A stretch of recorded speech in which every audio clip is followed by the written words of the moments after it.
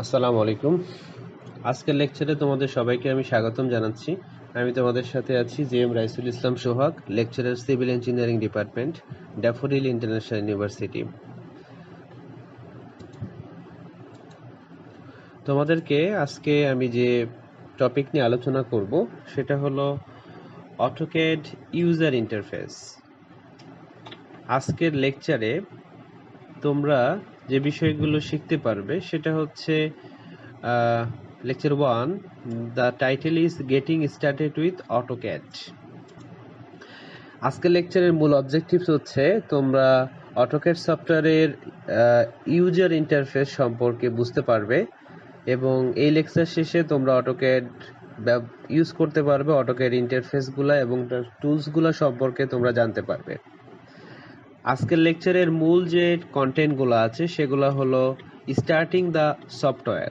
প্রাথমিক যে কন্টেন্টটা সেটা হচ্ছে স্টার্টিং দ্য সফটওয়্যারটা কিভাবে ওপেন করতে হয় সেটা অ্যাট ফার্স্টে তোমাদেরকে দেখানোর চেষ্টা করব। তো প্রথমত সফটওয়্যারটা ওপেন করার জন্য আমরা সফটওয়্যারটা ইনস্টল কিভাবে করতে হয় সেটার একটা ভিডিও তোমাদেরকে দিয়েছি। সো তোমাদের ডেস্কটপে বা ল্যাপটপে এরকম একটা শর্টকাট দেখতে পাবে, অটোক্যাড 2018। তোমরা তোমাদের মাউসের ডান পাশে ক্লিক করলে, একবার ক্লিক করার পরে দেখতে পাবা যে রান অ্যাজ অ্যাডমিনিস্ট্রেটর, অথবা এখানে ক্লিক করলে ওপেন হবে, অথবা তোমার মাউসের বাম পাশে দুইবার ক্লিক করলে তোমাদের অটোক্যাড সফটওয়্যারটা ইনস্টল হবে।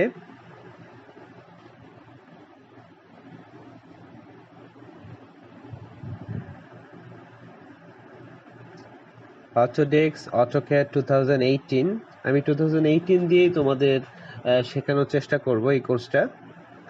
তো আমি আশা করছি তোমরা সবাই জানো তোমাদের কোর্সের কোর্স কোড হচ্ছে CE 100 এবং কোর্স টাইটেল হলো computer aided drafting.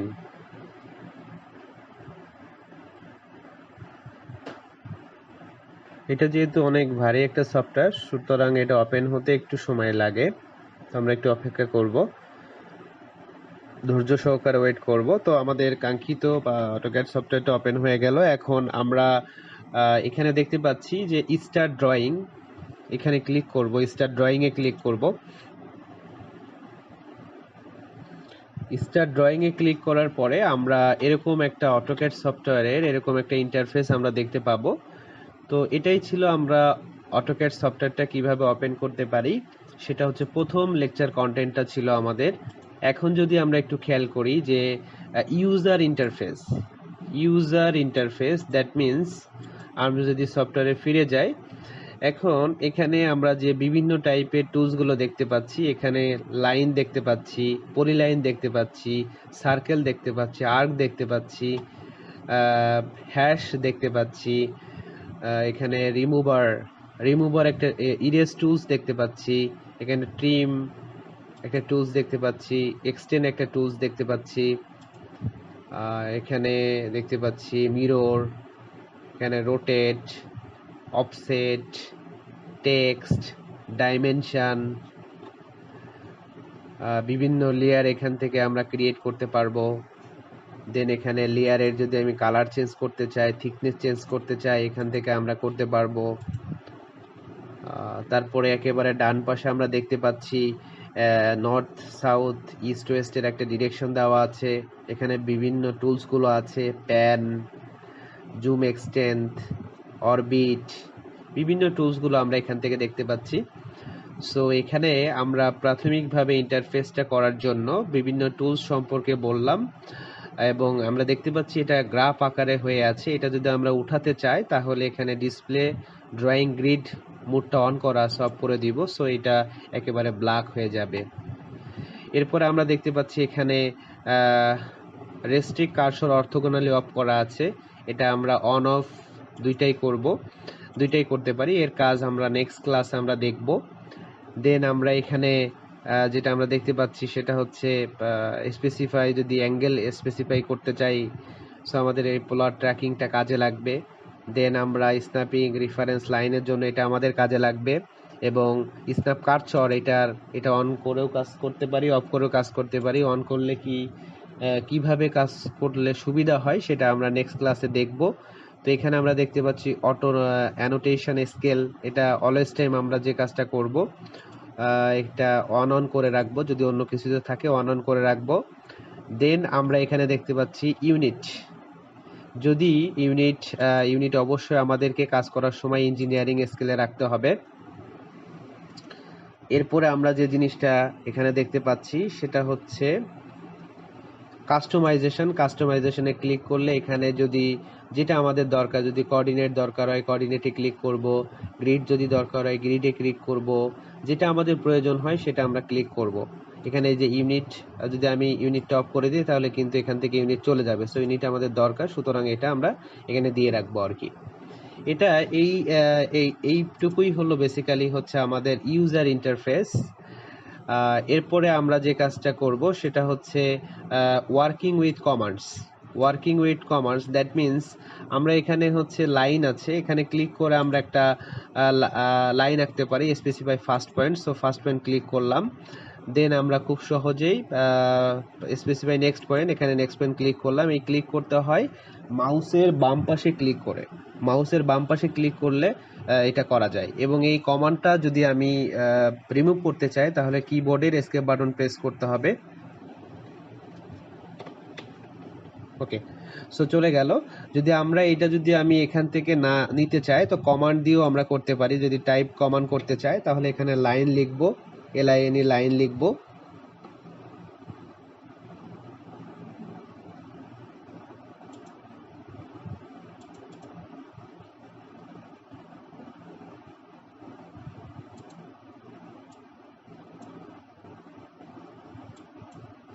So line লেখার পরে লাইন এসেছে। সো সেই ক্ষেত্রে আমরা এখানে দেখতে পাচ্ছি যে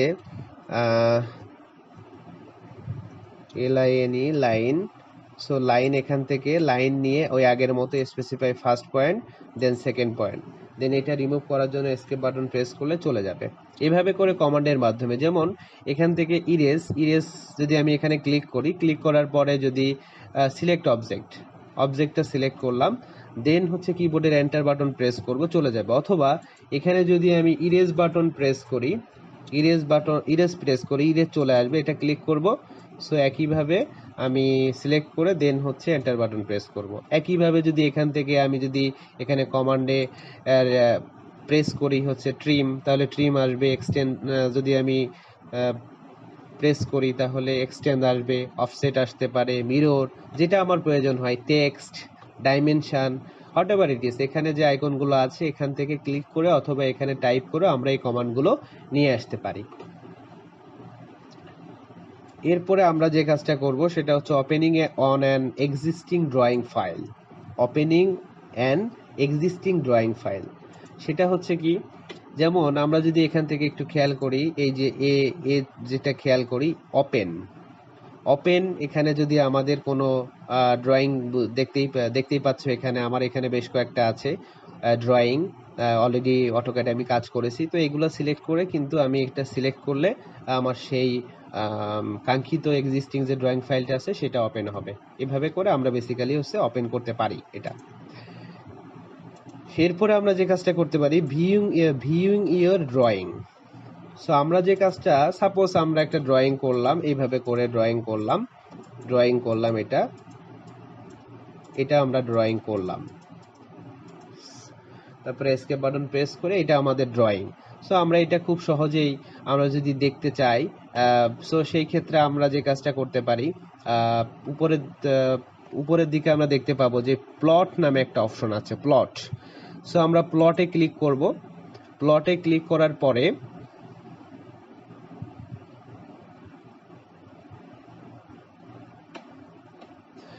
প্লটে ক্লিক করলাম, ক্লিক করার পরে দেন আমরা নানের থেকে আমরা যাব হচ্ছে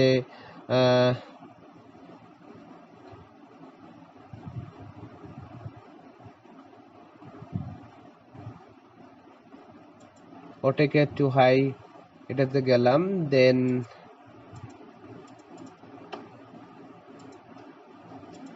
এখান থেকে আমরা যাব যেটা আছে সেটা, দেন ডিসপ্লে থেকে উইন্ডোতে যাব।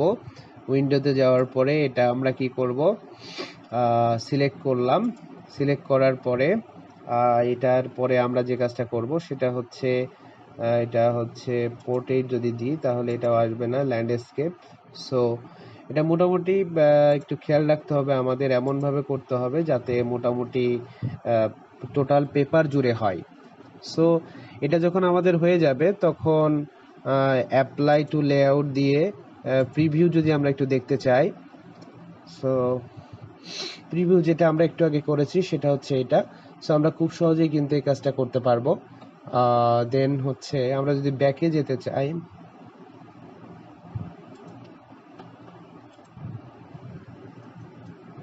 ব্যাকে কিবোর্ডের এসকেপ বাটন প্রেস করেছি, দেন এটা আমরা মোটামুটিভাবে বুঝতে পারছি। তো সেটা আমরা পিডিএফ করে দেখতে পারবো আর কি, ভিউ করতে পারবো। একেবারে লাস্টের যে পয়েন্টটা ছিল সেটা হচ্ছে সেভিং দ্য ওয়ার্ক। আমরা যে কাজটা করেছি সেই কাজটা সেভ করতে পারি কিভাবে। একেবারে উপরের দিকে আমরা দেখতে পাচ্ছি একটা সেভ অপশন আছে, এখানে ক্লিক করলে সেভ হয়ে যাবে, অথবা সেভ অ্যাসে ক্লিক করলে আমরা কোন একটা নামে যদি সেভ করতে চাই তাহলে করতে পারবো। দেন এখানে অথবা এখানে ক্লিক করে এখান থেকে সেভ করতে পারি, সেভ অ্যাজ করতে পারি। সো সেভ অ্যাজ দিলে এখান থেকে খুব সহজেই আমরা দেখতে পাবো যে সেভ অ্যাজ দিলে আমরা যে কাঙ্ক্ষিত নামে সেভ করতে চাই, সাপোজ RIS যে কোনো নামে সেভ, এখান থেকে সেভ দিলে আমাদের কাঙ্ক্ষিত ড্রয়িংটা সেভ হয়ে যাবে। আশা করছি এই ছিল আমার ফার্স্ট লেকচার। আশা করছি তোমরা মনোযোগ সহকারে দেখবে, ধীরে সুস্থে দেখলে অবশ্যই তোমরা বুঝতে পারবে। তোমরা ভালো থেকো, সুস্থ থেকো। আল্লাহ হাফেজ।